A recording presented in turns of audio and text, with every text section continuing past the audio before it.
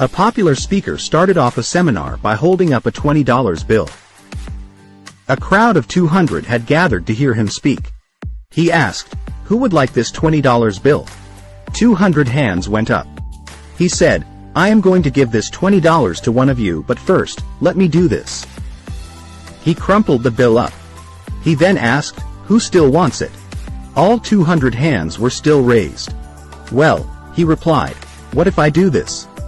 Then he dropped the bill on the ground and stomped on it with his shoes. He picked it up and showed it to the crowd. The bill was all crumpled and dirty. "Now who still wants it?" All the hands still went up. My friends, I have just showed you a very important lesson. No matter what I did to the money, you still wanted it because it did not decrease in value. It was still worth $20. Many times, in our lives, life crumples us and grinds us into the dirt.